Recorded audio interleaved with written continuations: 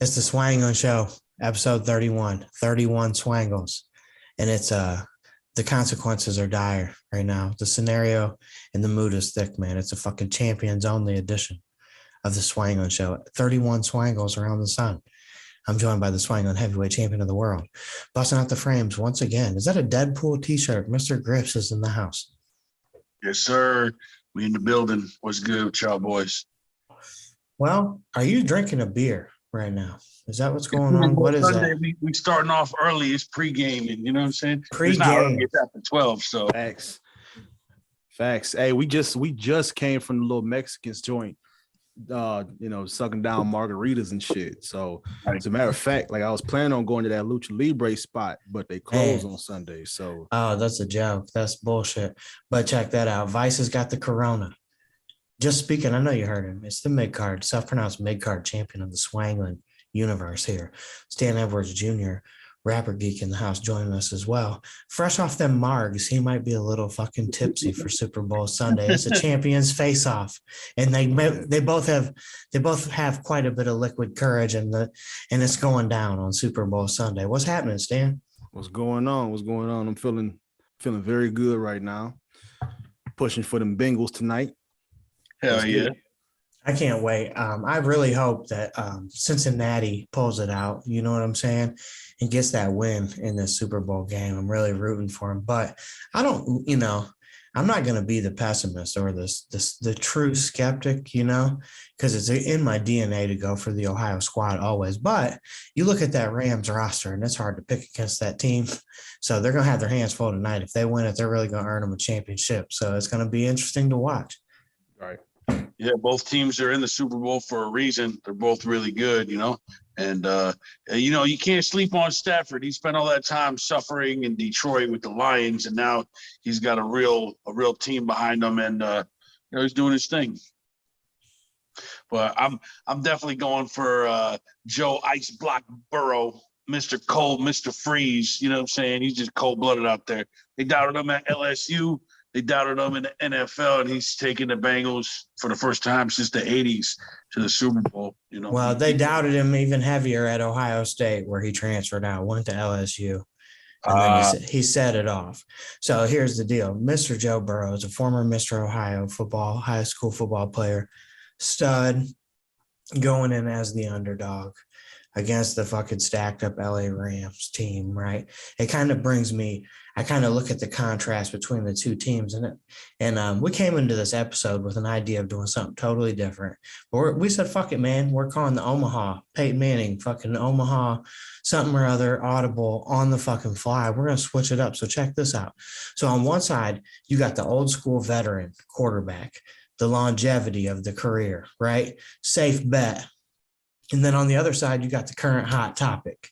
You got the fresh into the league, young quarterback, right? So I think this is going to be our conversation of the day, is weighing those two things against each other, against what's popping for the moment and what's been popping real slowly for a long time.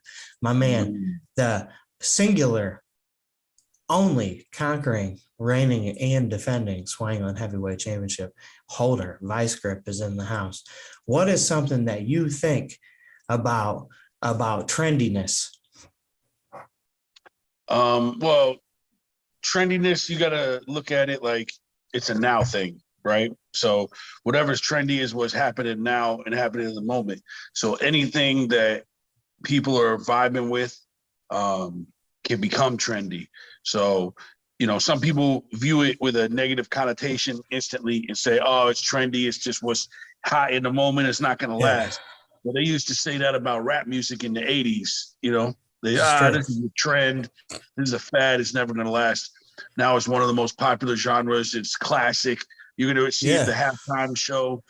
They said that also about MMA was treated in that same regard. Right. Oh, yeah, this ain't shit. This ain't going to stick around. Look at it now. Yeah, exactly. It's big. I wouldn't say bigger than boxing, but it's slowly overtaking what boxing used to be. And I'm a big boxing fan. I grew up on 90s boxing. Yeah, and for sure. I started watching UFC and MMA since the beginning. But it starts off as trendy, and if it's something with substance and longevity, then it becomes that old slow burn, that good old thing, that cultural, you know.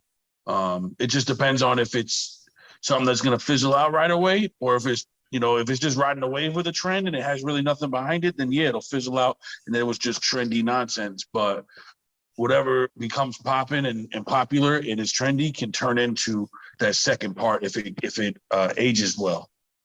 Yeah, I agree with you completely. And it's like a kind of like a building block now. Okay, so we're going to talk about real quick the adverse of that, of the trendiness. What about something legendary? Stan Edwards Jr., Rapper Geek, right now, the mid-card champion of Swangle.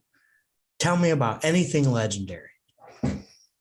Something legendary. You know, the first thing that come to mind, right, is just having a foundation. You know what I'm saying? Like, and I excuse me for going off into another realm, right? But like when I you know, me doing my, you know, my business, right? I'm a boudoir photographer, right? Okay. And so I'm in all of these groups and I see what a lot of these other photographers are doing. You know what I'm saying? Like they do everything that's trendy. Everybody's got the flower tapestry background and shit. You know what I'm saying? Like everybody does the same. Everybody does the same thing for the most part. Like they might switch it up just a little bit, but it's always usually the same poses, you know, the same trendy poses, the same trendy setups and backgrounds and all of that. And I'm looking, I'm like, there's really no difference between what you do and what somebody else does. You know what I'm saying? So that's why I don't really care for people who follow trends too much, right? You see it on TikTok. Like everybody wants to follow the trend of what's hot, but it's like, you know, now you pretty much like you struggling to keep up. You know, this trend is hot today, but you know, next thing you know, it's going to be something else completely different tomorrow. And it's just like, well, who are you outside of these trends? You know what I'm saying?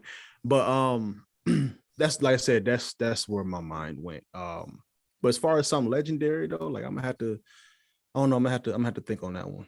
My mind ain't I think something behind you. Right.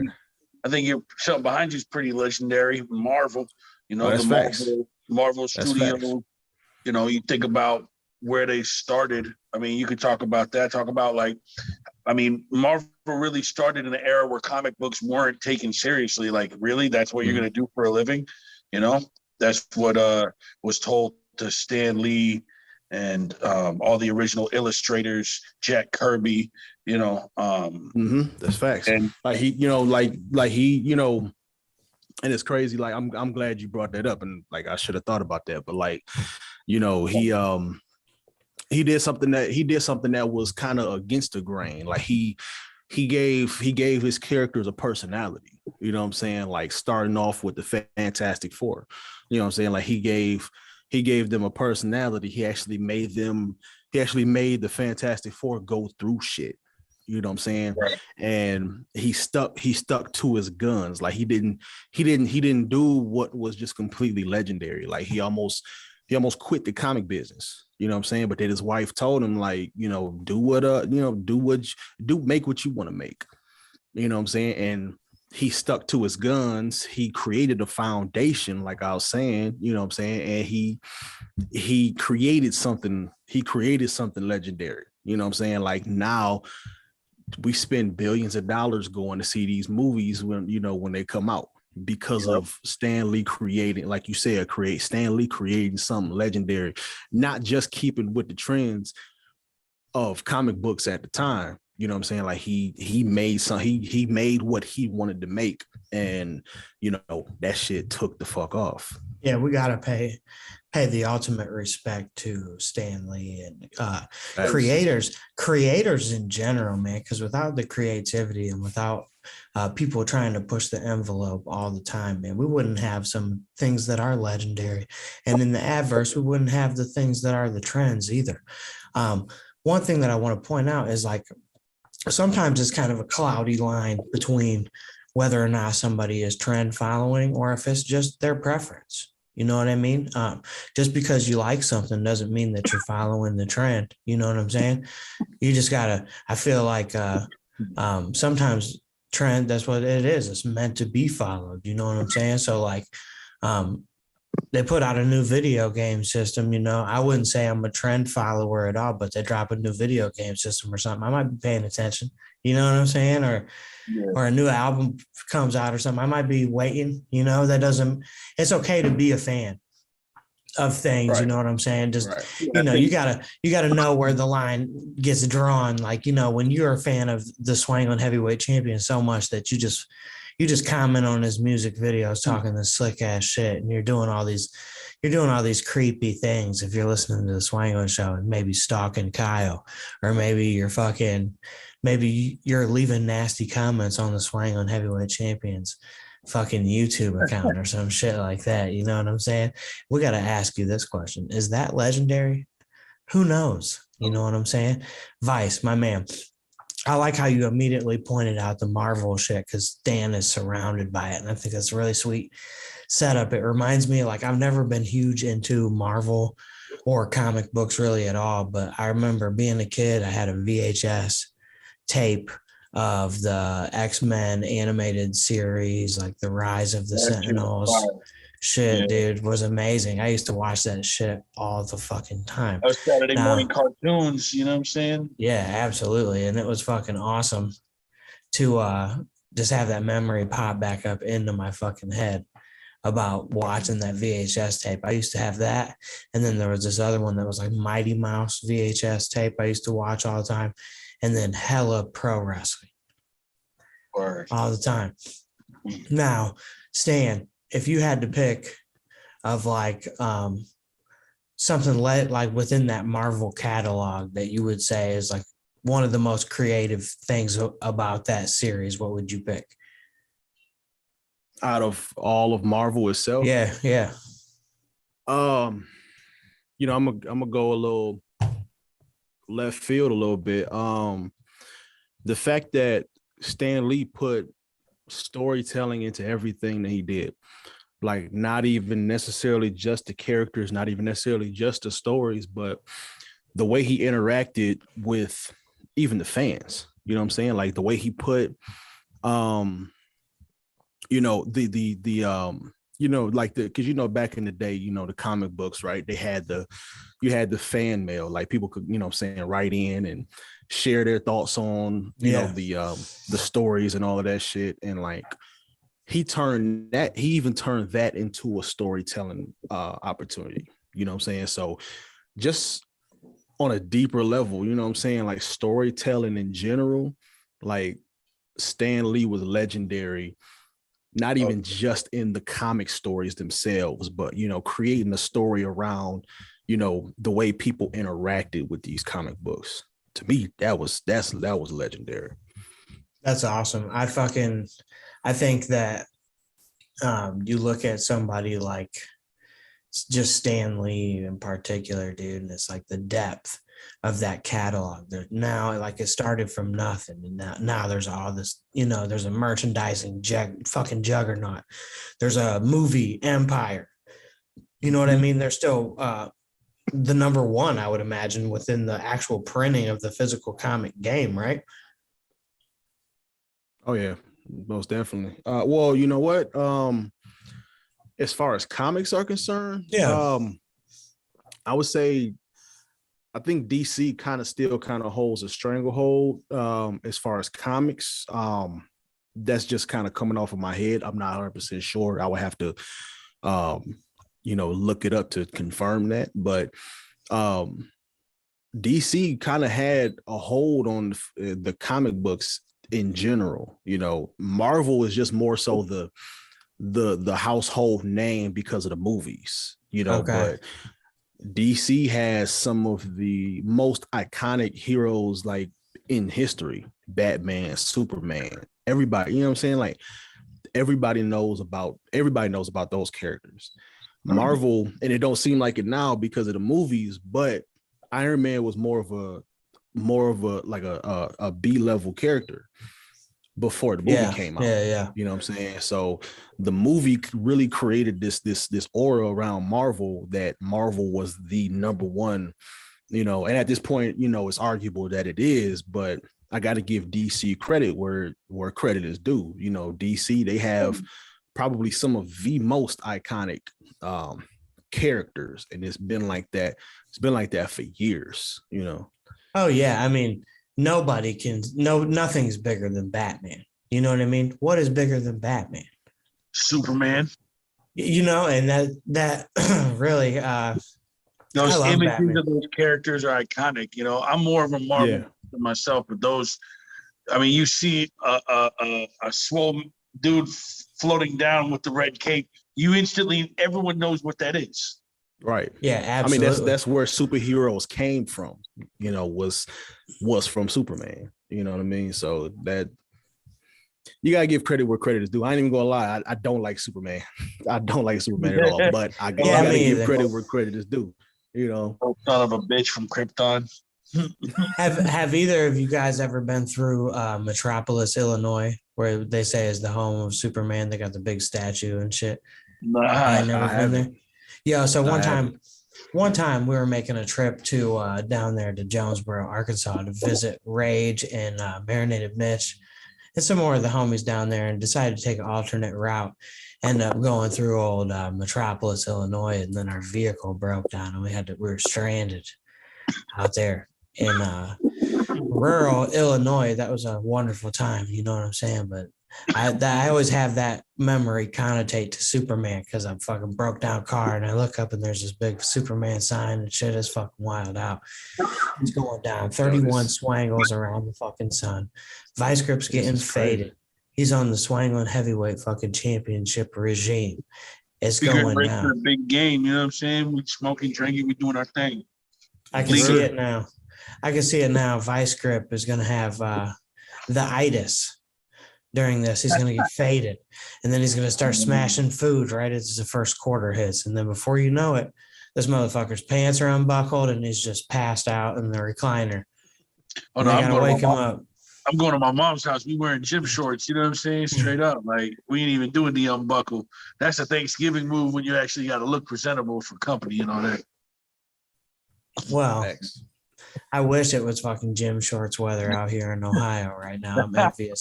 I'm envious of the Swanglin heavyweight champion, man. And I gotta know, man. We're wondering, where's Kyle? Nucleus, where you at? You know, we're gonna have to fucking hire some type of graphic designer to do one of those, like milk carton. Where are you? If you see Kyle, missing if you see Kyle, MIA. He's gone, man. We don't know where he's at. We're missing the fickle cardboard cutout of Kyle. You know what I'm saying? I can't speak for him lately, but he used to be the co-host.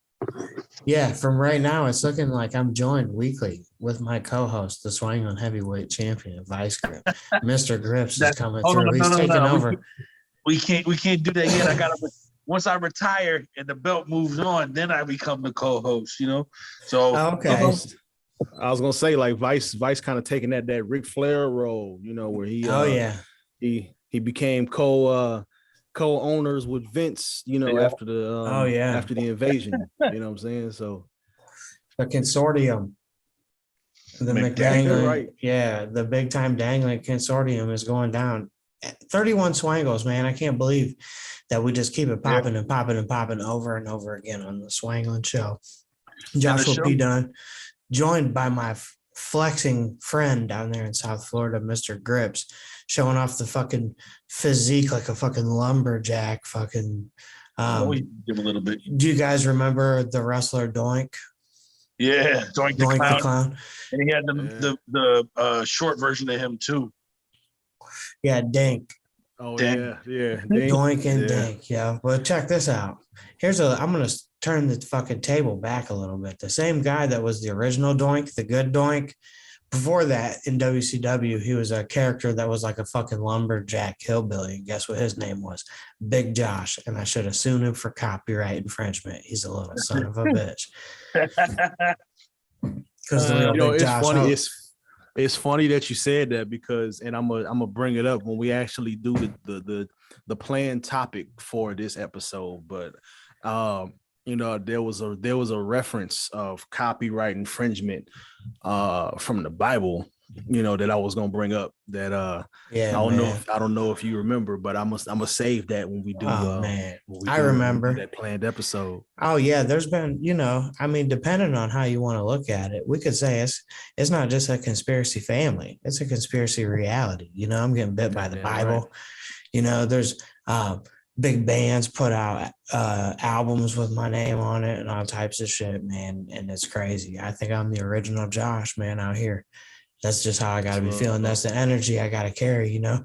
I see people on the internet, they post these quotes. They post these quotes from the Bible, and it's like, damn, that's exactly what the fuck I had said, and it's crazy how it goes down like that when you're getting bit, by religious texts out here. That's how you got to know that maybe you got some real foresight on the Swanglin Show, episode 31 swangles around the fucking sun, and MrGrippz throwing out them the numerals on the fingertip. If you're watching the video 31. Version on the YouTube, 31. I remember my 31st birthday. Now I'm 36 and I'm getting fucking old out here, man. And the world is changing, man. Cincinnati Bengals are playing for championships and shit. It's expensive as fuck to go to the grocery store. You only as old as you feel, though, Facts. Well, I definitely don't feel that old because, it's Sunday today. We always film these episodes on Sundays. They come out a couple days later. So when you guys are hearing this, you're going to hear us talking that Super Bowl shit, and we're going to see who was right and wrong because we kind of, we took a little poll within the Swanglin Society here on the Squadcast, the one and only Squadcast. And we're going to have us a winner of who had the closest pick of that Super Bowl score within the Swanglin, Swanglin sphere, if you will, the big fucking universe of Swangle. Are we putting the picks out there for the universe? Are you just keeping them in? Okay. Oh, it's already in pocket and tallied. Oh yeah, okay. It's already in pocket and tallied. We know who wants who to win. You know what I'm saying? So we're gonna see who called the big game correctly. You know what I'm saying? On the Swanglin Show, we got to find out where's Kyle. You know what I'm saying? He's MIA.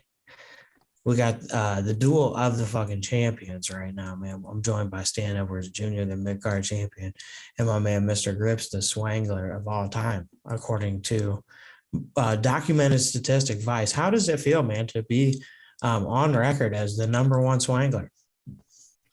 I mean, from episode 1 to episode 31, it's been a crazy evolution. We can see the progress, which is pretty much indicative of everything we put our hands into. We try to figure it out a little bit in the beginning, and it may be a little rough around the edges. It's still going to have the flavor, and you're going to see the potential. But, we always progress in everything. I think any of us from the squad, and that's why we're in the squad together, because all of us as individuals, whenever we put our hands on something creatively, it's just going to get better with every episode.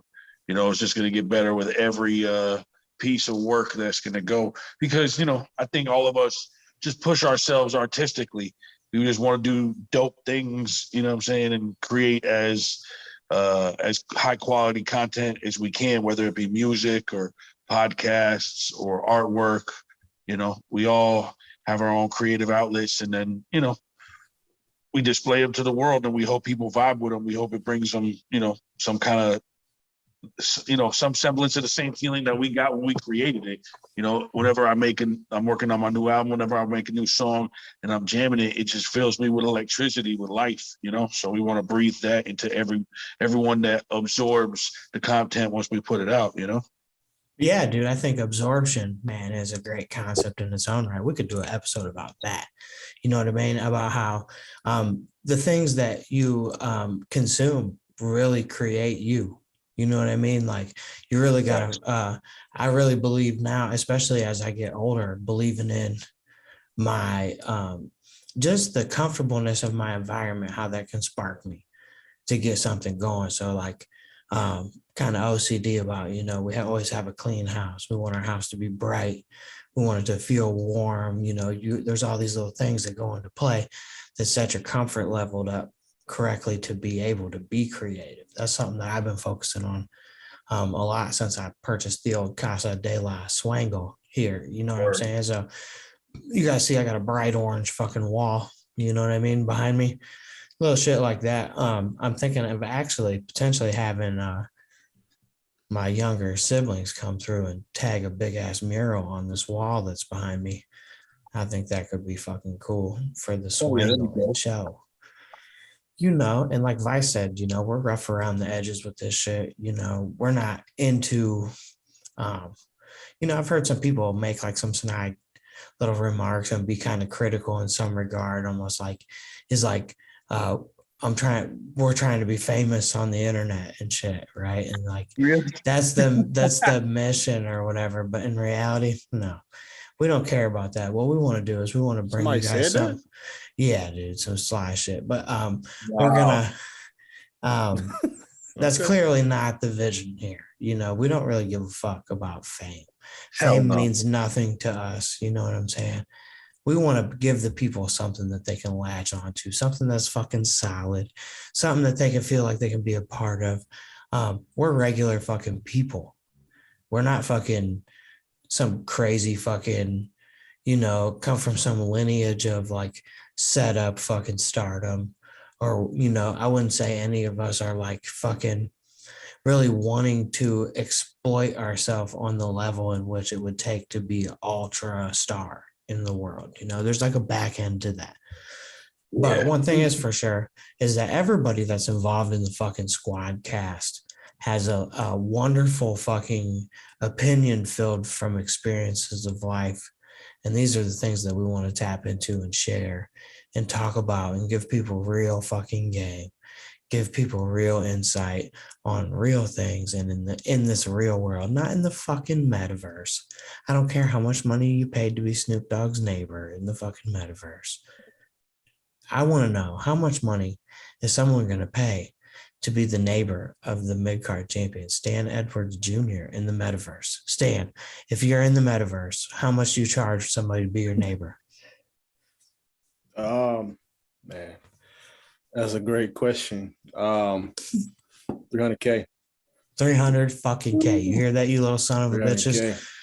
On the Swanglin Show, it's not going to take $250,000. You better bring a little heavier bag than that. Stan Edwards Jr. pulled that Intercontinental Championship out and said, you want to know what? The bag feels kind of light. This envelope feels kind of light. I'm going to need 300, not 250. Vice, what do you think about that? I was going to question if that was really a good question. He said, that's a good question. I'm thinking, is that really a good question right now? Like, yeah. Hey. I don't even know what that number out my ass too. I know, like what the hell was it? I don't even.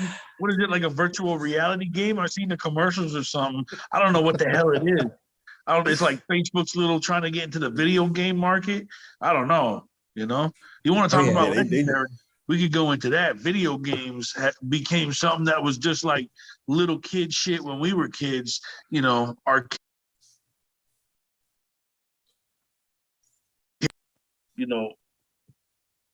my bad, I was getting a call. You know, arcades were doing their thing, but then home systems really, really set it off. You know, home systems was what really got it rolling. But recently, I mean, look at, you can't even get a PS5 or, you know, a new Xbox right now. It's like, yo, if video games are making more than sports, like the money that's involved in it is crazy. So. Yeah, video games is definitely legendary. Fucking legendary shit, man. Trendy, but not trendy. You want to know what video game I used to love, man, back in the day was with that fucking DuckTales shit for like Super Nintendo, man. That shit was hard. You ever play that, Stan? I never played DuckTales, but for Super Nintendo, I used to play the fucking no. It was on the regular Nintendo. Fucking Michael Jordan versus Larry Bird. Oh yeah, that was the shit. I used to fuck that game up. Oh yeah, man. I had a lot of video games that I used to fuck with when I was a kid, man, and especially like the WWF Royal Rumble game when that first came out for Sega Genesis and Super Nintendo, with the Royal Rumble match in it, dude. That was lit. You know, I used to love that shit. One game that I feel like is slept on in the history of video games that was a mega fucking franchise was the World Series Baseball game for Sega Genesis. Did any of y'all either ever play the World Series Baseball games? Nah, I actually never played that one. Another one of my favorite games of all time, which is the ultimate classic vintage sports game, in my opinion, is that Ken Griffey Jr. Baseball from way back in the day. I remember that game. I don't know if if I've ever played it, but I do remember that game. I definitely remember that shit. Oh yeah, dude, I tell you what was slept on the Genesis though was Shaq Fu. Yeah, Shaq Fu was hard. That was my shit. That was my shit. Oh yeah, I had a Genesis. You know how like there was that divide when we were kids. It was like you were either a Sega person or you were a Nintendo person. It was rare that somebody had both. You know what I mean? So, I had access to both. Yeah. My cousin, she had a Genesis. She had a Genesis over my grandmama's house, and then my little cousin down the street from my grandmama's house, he had a Nintendo. So like I had access to both. I just had to go down the street. Hell yeah. I don't think kids realize, just like Prof just said, we had to, like, I had a homeboy that would always, you know, he was a little bit better off. So as far as financially with his family, so he would get the new system first, and all the kids would go to his house to watch him play the games because he was the only one that had the system at the time. Like I had to wait till, you know, the holidays, Hanukkah and Christmas time to really, you know, get the big money system or get, you know, one or two games or whatever. So it's like you would just slide to your home, but you know, now everyone's got their own and they're at the house and everything's on the internet. They could just, but we used to just watch other people play for hours, you know?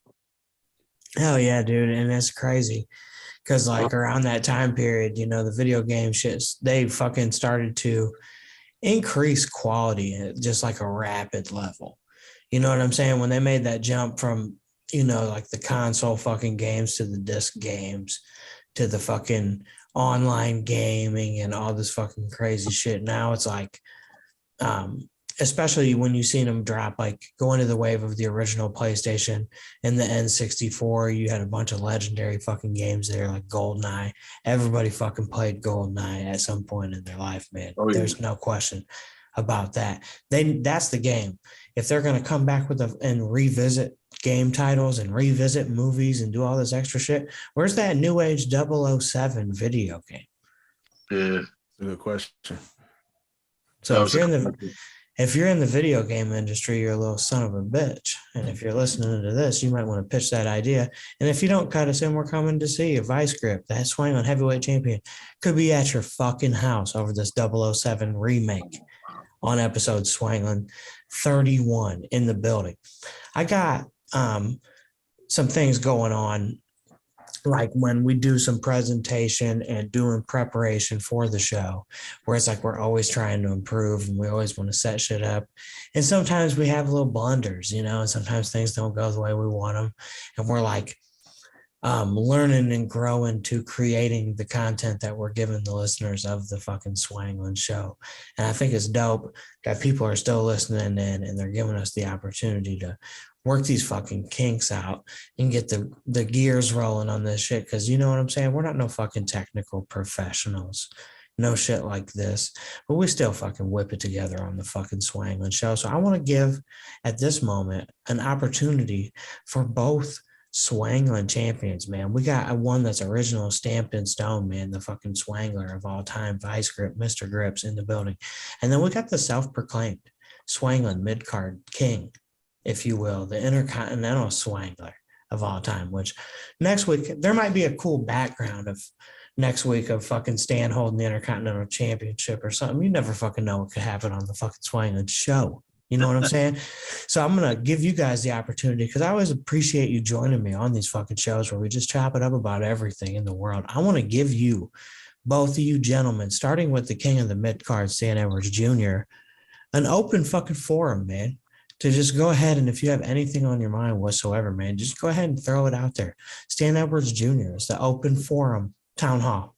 Get it. All right, yeah, I'll start. The Intercontinental Champion will come in and start off. I just wanted to say, and I kind of like, I alluded to it, I think it was last week, right? You know what I'm saying? Like everybody needs a platform to tell their story.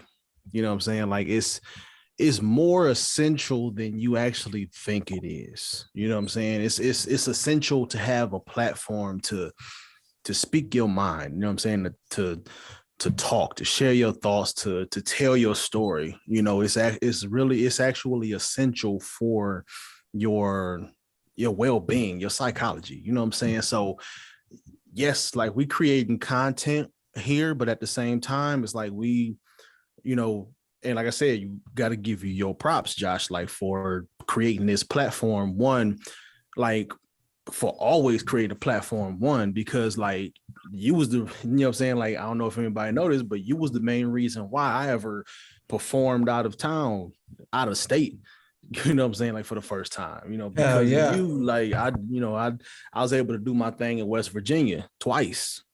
You know what I'm saying? So that's a big deal. And like I said, you've always created platforms, and that right there, like you are, like fuck a Mark Zuckerberg. You know what I'm saying? Like, it's all about the Joshua Dunns, you know what I'm saying, with the conspiracy verse in this motherfucker. You know what I'm saying?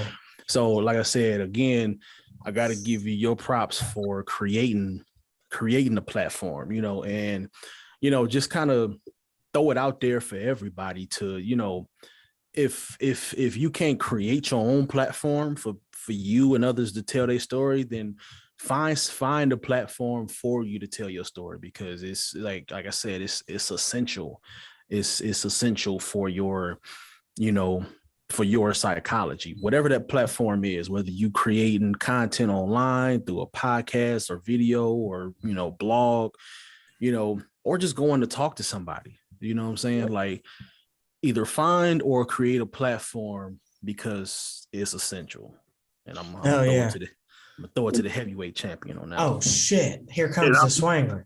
And I'll piggyback off what Prof said. Even if it's not like an actual like this, like a podcast or some kind of artistic endeavor, written media, verbal, video, whatever. Just like he said, telling stories, because that's I think a big theme throughout this episode. Everyone's got their life story. Like, when you sit with your family on the holidays and you hear them reminiscing about the old times as they get older, it's very important for their psyche. Like, especially if you're a young person listening and you haven't, you think a year is a long time still. It's not. It goes by quick. You know what I'm saying? As you get more of them, as you get more years, each year becomes less of a percent of your entire life over the expansiveness of it, you know what I'm saying, numerically. So, when you're 10, a year is 10% of your life. When you're 20, it's only 5%. So when you get 30, 40, 50, so when you listen to these older heads kick these stories, sitting around the couch, sitting around the dinner table, back in the days, in the ancient times, sitting around campfires, travelers, like storytelling and passing along is such a ingrained, primitive, primal human thing. So whether it's through here, dropping gems on the Squadcast, the one and only Conspiracy Entertainment, you little son of a bitch, or if you're sitting with your family, if you sit in with the round table of your homies, of anybody, kick that knowledge, absorb that knowledge, pass along those stories, and express yourself, because it's good for your mental. Oh, absolutely, man. You always got to fucking say what's on your mind. That's the one thing that I want to pass along in this fucking episode of the Swanglin Show, man, is if you got something on your chest, man, say it. You always got to say it. You have a voice. It's important. Nobody is better than anyone. You know what I'm saying? A human opinion is just as relevant as the next human opinion. And you can contradict things that even people believe to be fact. And you want to know what? You might blow your own fucking mind at what you discover and unravel, just with a little bit of ingenuity and having some fucking courage to speak your own thoughts and be able to create some things. Cause it's like, we have this platform here and we drop all types of gems on people and we talk about stories and, like you said, Vice, I really am kind of interested in that now, just to look at like what is the the lineage and the importance and some of the ways that they would do storytelling in more primitive cultures, like earlier in history and stuff like that, because I bet you that plays a very large role in the creation of our languages and a bunch of other things as well that could kind of unravel some fucking pretty cool stuff. So I'm going to look into that. We might chop up about that in the future. And I'm glad that you brought that up.